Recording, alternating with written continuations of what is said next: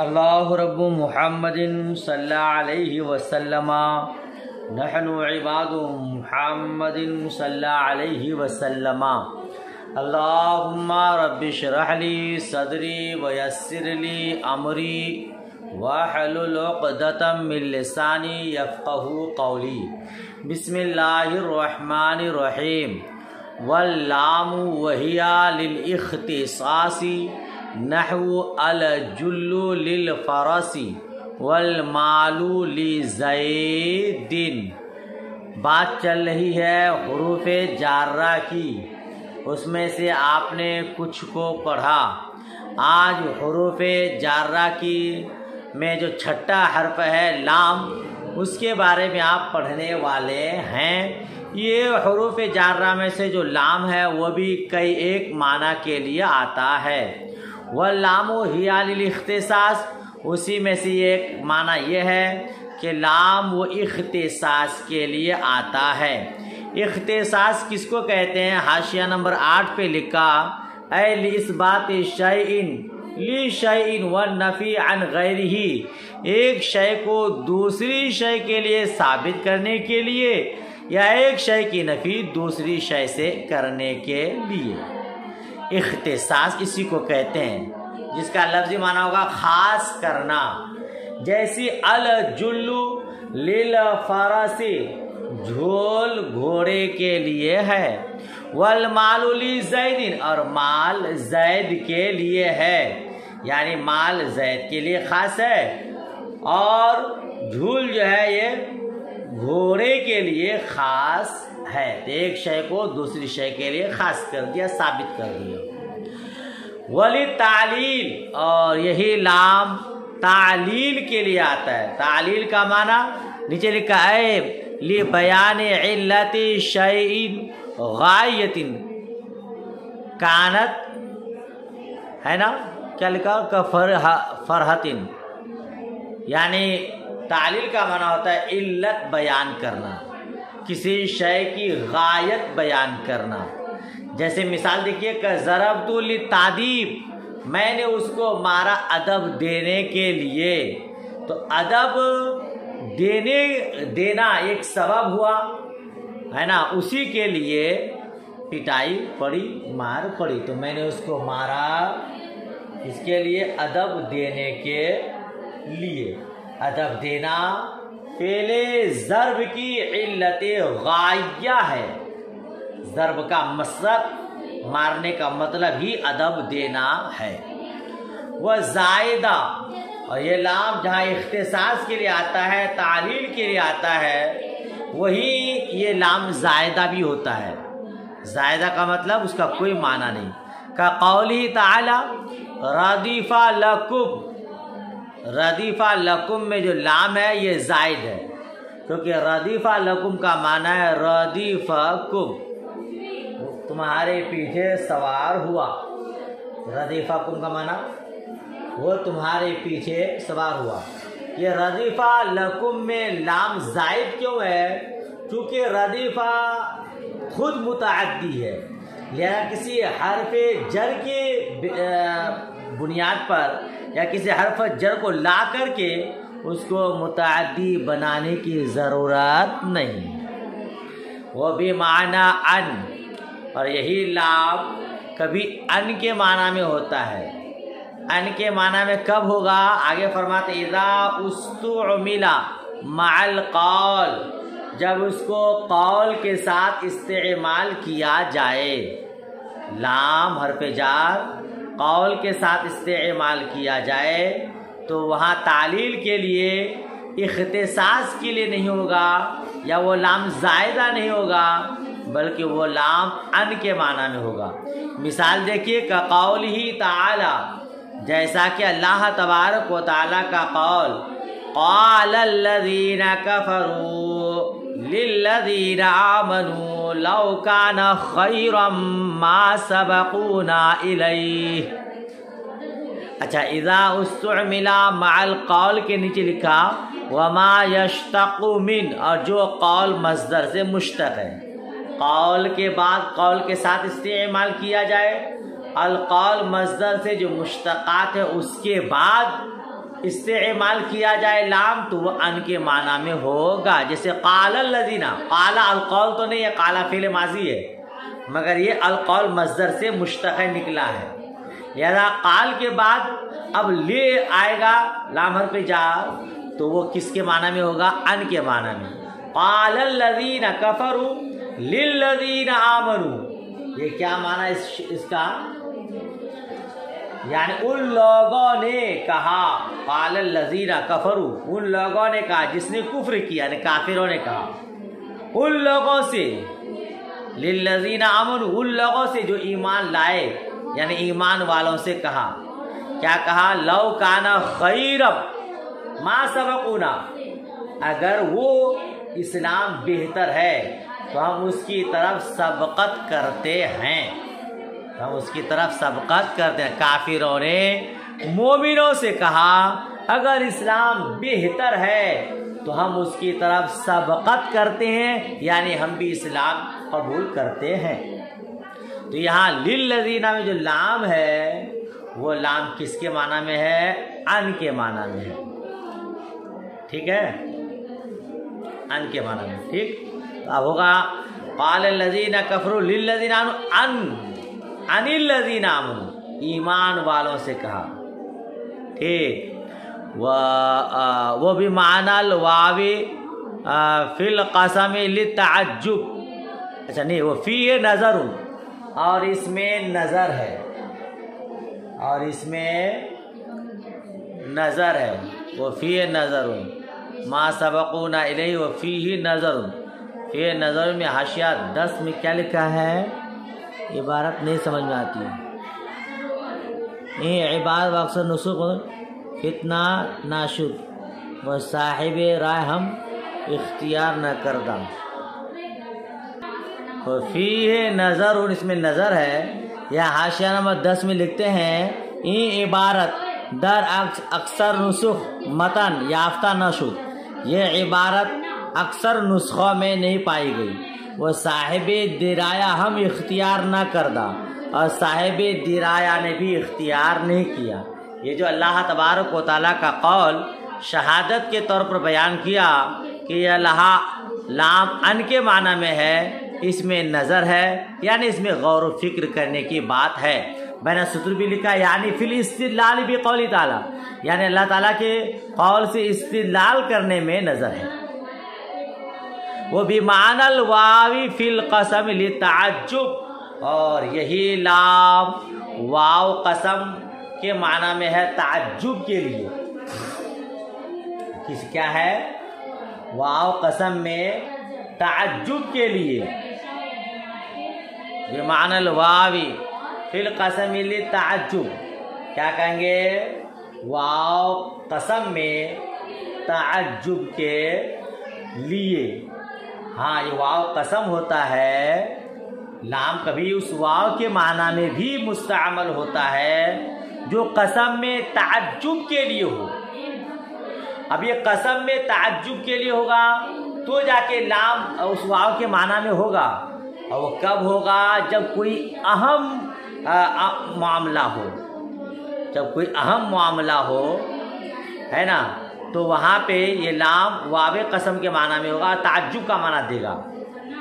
جیسے للہ لقد طار الذباب، اگر امر اہم نہ ہو تو پھر وہ واو کس کے لیے ہوگا؟ تعجب کے لیے نہیں ہوگا. لقد طار الذباب، قسم خدا کی تحقیق کے مکھیاں اڑ گئیں. تو یہاں پہ جو لام ہے یہ واو قسم تعجب کے معنی میں نہیں ہوگا، کیونکہ مکھیوں کا اڑنا کوئی تعجب اور امر اہم نہیں ہے، معمولی شے ہے. نہیں سمجھے؟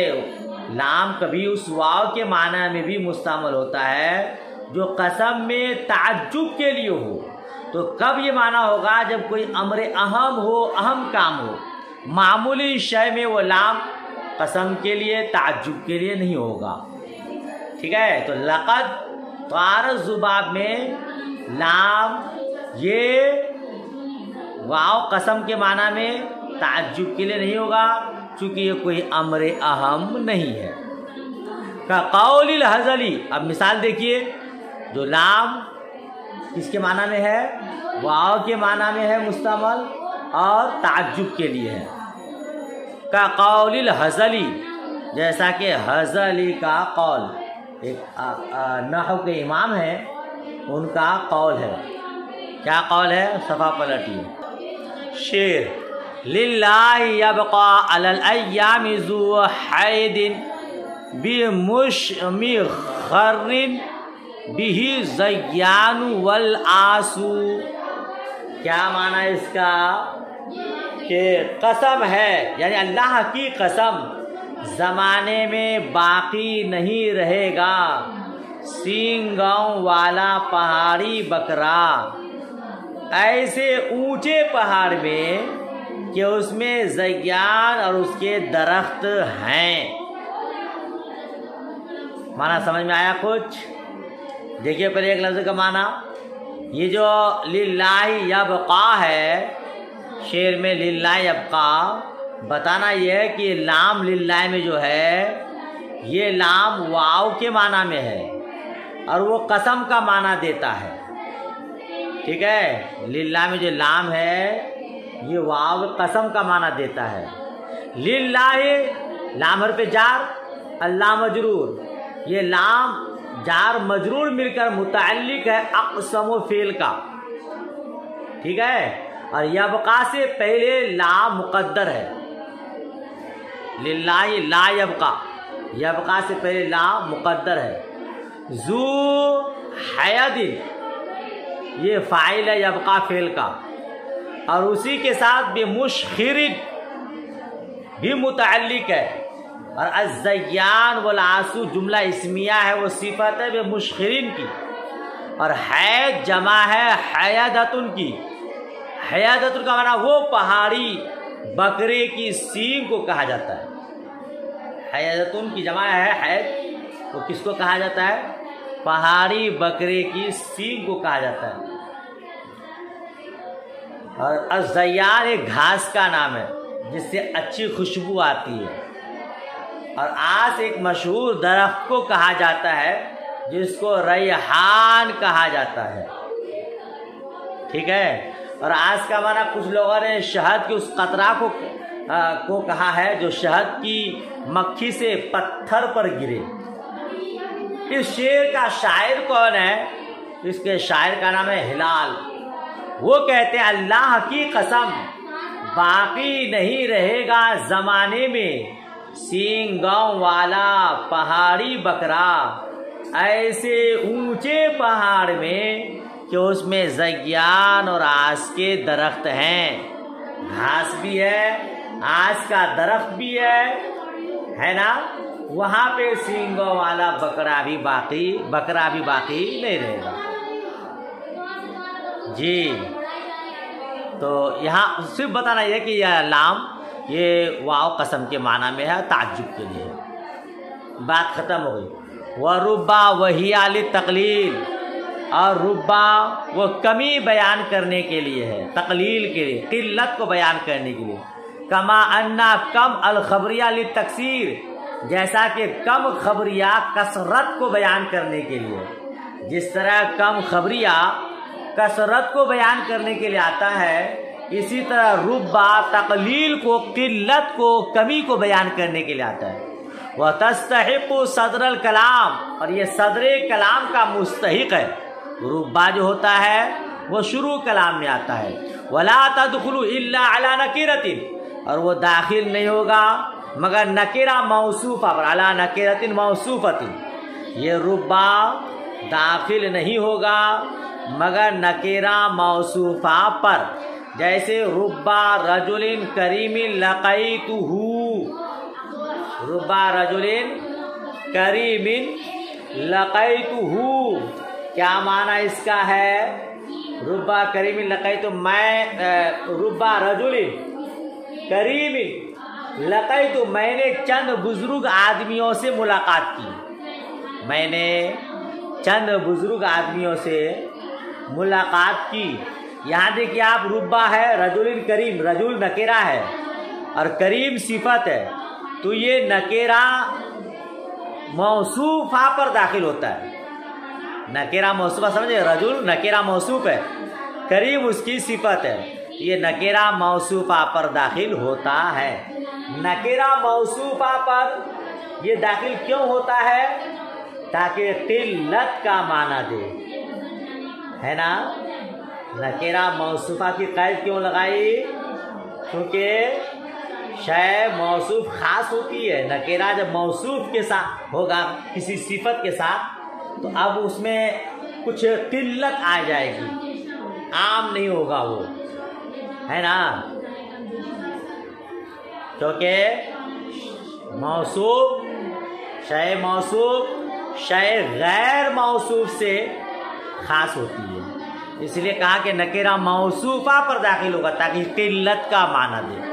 او مضمرن مبہمن مفردن مذکرن ابدا ممیز بنکرۃ منصوبۃ. کیا مطلب؟ اور یا ضمیر مبہم مفرد مذکر پر داخل ہوگا. یہ ربا کس پر داخل ہوگا؟ یا تو نکیرہ موصوفہ پر داخل ہوتا ہے, اور یا داخل ہوگا کس پر؟ ضمیر مبہم مفرد مذکر پر. ابداً ممیز بنکرۃ منصوبۃ, جس کی ہمیشہ نکیرہ منصوبہ کے ساتھ تمیز لائی جاتی ہے. کیا کہیں گے؟ یا ضمیر مبہم مفرد مذکر پر داخل ہوگا جس کی ہمیشہ نکیرہ منصوبہ کے ساتھ تمیز لائی جاتی ہے. جیسے ربہ رجلن و ربہ رجلین و ربہ رجالا و ربہ امرأۃ کذالک. اسی طرح. کیا مطلب؟ یہ ربا داخل ہوتا ہے ضمیر مبہم مفرد مذکر پر جس کی تمیز ہمیشہ نکیرہ منصوبہ لائی جاتی ہے نا. تو وہ ضمیر ہمیشہ کیا ہوگا؟ مذکر ہوگا, خواہ اس کی تمیز تثنیہ ہو یا جمع ہو یا مذکر ہو یا مؤنث. ربہ رجلن ہوگا, ربہ رجلین. دیکھیے آپ, تمیز مذکر ہے, مفرد ہے, تثنیہ ہے, مؤنث ہے, سب میں ربہ ہی ہے. ٹھیک. تو یہ کس کا مذہب ہے؟ یہ بصریوں کا مذہب ہے. وعند الکوفیین یجب المطابقۃ, اور کوفی حضرات کے نزدیک مطابقت واجب ہے. یعنی جیسے تمیز ہوگی ویسا ممیز ہوگا, ضمیر ہمیشہ ایک جیسا نہیں رہے گا. جی, کوفیوں کے نزدیک ضمیر کا تمیز کے ساتھ تثنیہ جمع مفرد مذکر مؤنث ہونے میں مطابقت ضروری ہے. چنانچہ کہا جائے گا ربہما رجلین ربہم رجالا ربہا امرأۃ. جیسا تمیز ویسی ضمیر لائی جائے گی. ٹھیک ہے. وقد تلحقها ملکافت فتدخل علی الجملتین, اور ربا کو کبھی ما کافہ لاحق ہوتا ہے. ربا کو کبھی ما کافہ داخل ہوتا ہے. ما کافہ کس کو کہتے ہیں؟ نیچے لکھا المانعۃ عن العمل. مائے کافہ اس کاف کو کہتے ہیں جو عمل سے روکنے والا ہو. یہ ماں اس کے لاحق کیا تھا ربا کو کبھی ما کافہ, اور وہ ما کافہ عمل سے روک دیتا ہے. وہ جملہ پر داخل ہوگا. جیسے ربما قام زید و ربما زید قائم. یہ ربا کے ساتھ مال لگایا جاتا ہے اور وہ جملہ پر داخل ہوتا ہے, خواہ وہ جملہ اسمیہ ہو چاہے جملہ فعلیہ ہو. ولا بد لها من فعل ماضی, اور اس کے لیے فعل ماضی کا ہونا ضروری ہے. کس کا ہونا؟ فعل ماضی کا ہونا ضروری ہے. کیوں؟ لأن ربا لتقلیل المحقق، کیونکہ ربا تقلیل محقق کے لیے آتا ہے. وہو لا يتحقق الا به، اور وہ یعنی تقلیل حاصل نہیں ہوتی ہے مگر فعل ماضی سے، اور تقلیل حاصل نہیں ہوتی ہے مگر فعل ماضی سے. کیا مطلب؟ ربا ما کافہ کے ساتھ ہو یا اس کے بغیر ہو، جس فعل کے ساتھ متعلق ہوگا اس کا فعل ماضی ہونا ضروری ہے. کیوں؟ اس لیے کہ ربا تقلیل واقعی کے لیے آتا ہے، اور تقلیل واقعی فعل ماضی ہی سے حاصل ہوتی ہے، اسی وجہ سے اس کا متعلق فعل ماضی ہونا ضروری ہے. وَيُحْذَفُ ذَلِكَ الْفِعْلُ غَالِبًا، وَيُحْذَفُ ذَلِكَ الْفِعْلُ غَالِبًا، اور اس فعل کو حذف کر دیا جاتا ہے اکثر. ٹھیک ہے، اس فعل کو کیا کہا جاتا ہے؟ اکثر حذف کر دیا جاتا ہے. کیا مطلب؟ یعنی وہ فعل ماضی جس سے ربا متعلق ہے، قرینہ کے وقت، چاہے قرینہ حالیہ ہو چاہے مقالیہ، وہ اکثر حذف کر دیا جاتا ہے. مثال دیکھیے، کا قول کا ربا رجل اکرمنی فی جواب من قال هل لقیت من اکرمک، اے ربا رجل اکرمنی لقیتہ فاکرمنی صفت الرجل. مثال دیکھیے، ربا رجل اکرمنی، اس شخص کے جواب میں جو کہے کہ کیا تم نے اس سے ملاقات کی جس نے تیری تعظیم کی. کیا معنی ہوگا؟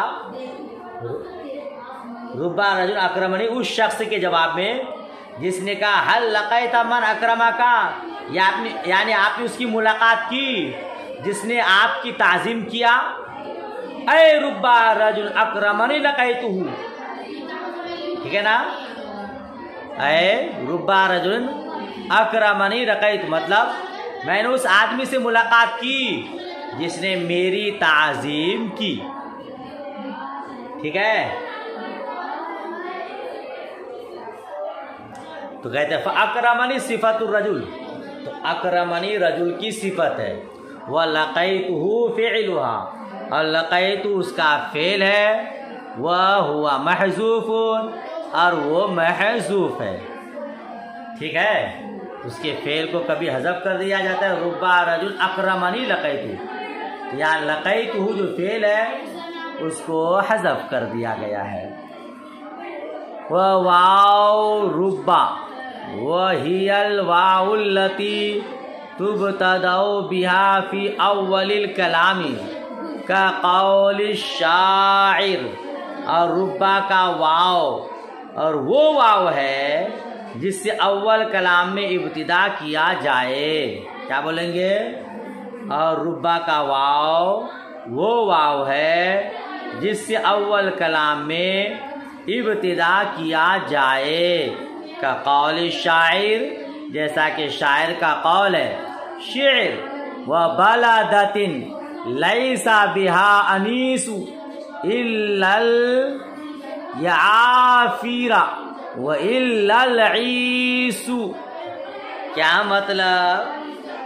بہت سے شہر نہیں ہے اس میں کوئی درست، بہت سے شہر نہیں ہے اس میں کوئی درست، مگر مٹیالے ہرن اور سفید بال والے اونٹ. کیا مطلب اس کا؟ 8ویں قسم جو ہے نا حروف جارہ کی، واو ربا ہے. واو ربا کس کو کہتا ہے؟ ترجمہ آپ نے پڑھا، جس سے اول کلام میں شروع کیا جائے. شاعر کا قول ہے وہ بلدۃ، تو وہ بلدۃ میں جو واو ہے یہ واو ربا ہے. ٹھیک ہے، وہ کس کے معنی میں ہے؟ ربا کے معنی میں. تو ہو گیا ربا بلدۃ. بلد کس کو کہتے ہیں؟